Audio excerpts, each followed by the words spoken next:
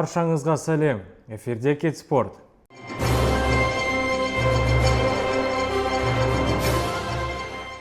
Дәл қазір біз өткен аптадағы басты спорттық оқиғалардың қорытындысын шығарамыз. Хоккей жаңалықтарынан бастайық. Астананың Барыс хоккей клубы шабуылшы шебін күшейтті. Клубпен бір жылдық екі жақты келісімшартқа қазақстандық жас шабуылшылар Абзал Әлібек пен Асанәлі Сәркенов қол қойды. 20 жастағы Абзал Әлібек өткен маусымды Солтүстік Американың NHL лигасында өткізіп, 46 матчта 32 ұпай жинады. 19 жастағы Асанәлі Сәркенов VHL лигасында Spokane Chiefs командасының сапында өнер көрсетіп, маусымды 11 нәтижелі ұпаймен аяқтады. Енді қос шабуылшы мансабын Барыс жүйесінде жалғастырады. Осы арада Алматы облысында да футболға толы апта өтті.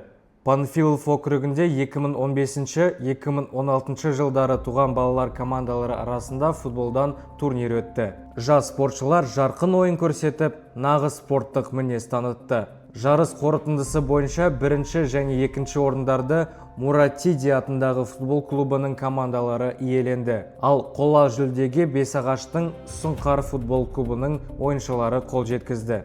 Қазақстанда спортпен айналысуға мүмкіндіктер арта келеді. Елде спорттық инфрақұрылымды дамыту жұмыстары, соның ішінде ауылдық жерлерде де жалғасуда.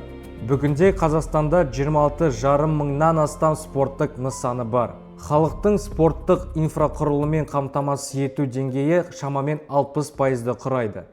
Ал ауылдық жерлерде бұл көрсеткіш 62%-дан асады. Заманауи стадиондар салуға ерекше көңіл бөлінуде.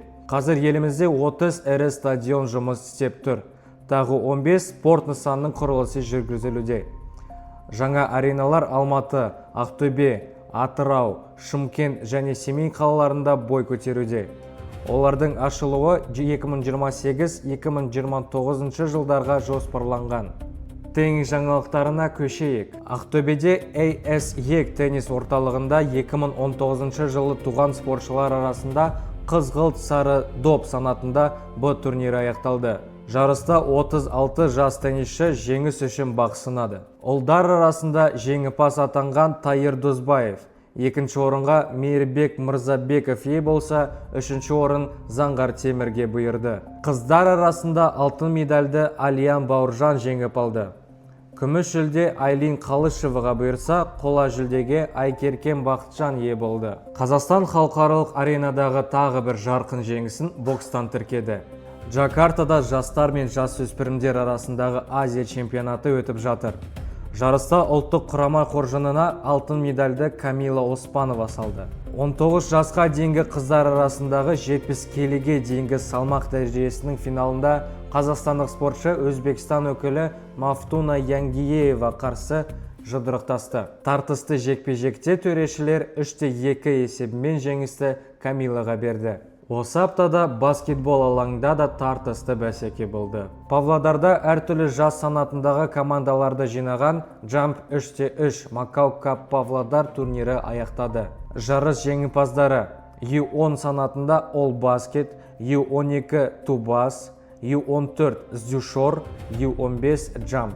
Ал U15 және U17 санаттарының екеуінде де ең мықты команда Шығыс Тим атанды. Men Open санатында жеңісті Why Not командасы иеленді. Өткен апта тағы бір алтынды қазақстандық жас волейболшыларға сыйлады. Lifestyle волейбол академиясының 2014-2015 жылдары туған қыздар командасы Оралда өткен Еуразия 2026 халықаралық турнирінің жеңімпазы атанды. Жарысқа Қазақстанның әртүрлі өңірлерінен және Ресей Федерациясынан командалар қатысты. Lifestyle командасының жас спортшылары жоғары дайындық деңгейін және сенімді командалық ойынды көрсетіп, алтын медальді лайықты түрде жеңіп алды.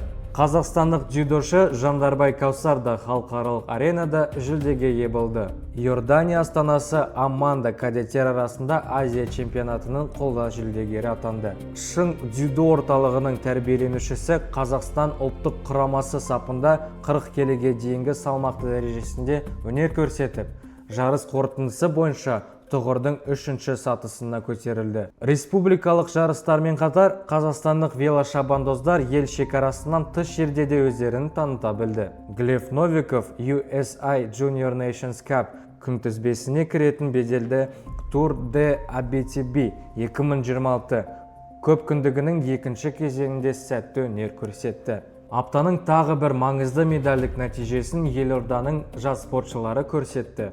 Бурабайда Қазақстан Республикасының қазіргі 5 сайыс бойынша чемпионаты аяқталды. Нөмір 9-шы мамандандырылған балалар жасөспірімдер спорт мектебінің тәрбиеленушілері Астананың намысын лайықты қорғап, бірден 20 медаль жеңіп алды. Команданың қоржынында 3 алтын, 4 күміс және 13 қола медаль. Бұл жүлделер жеке, командалық және эстафеталық жарыстарда жеңіп алды. Міне, спорттық оқиғаларға толы, жеңістер мен жетістіктерге бай апта өтті. Сіздермен бірге Кит спорт арнасы. Бізбен болғандарыңыз үшін үлкен рахмет. Жас спортшыларды қолдайық. Бізге лүпіл басып, біздің каналымызға тіркеліңіздер. Келесі рет кездескенше.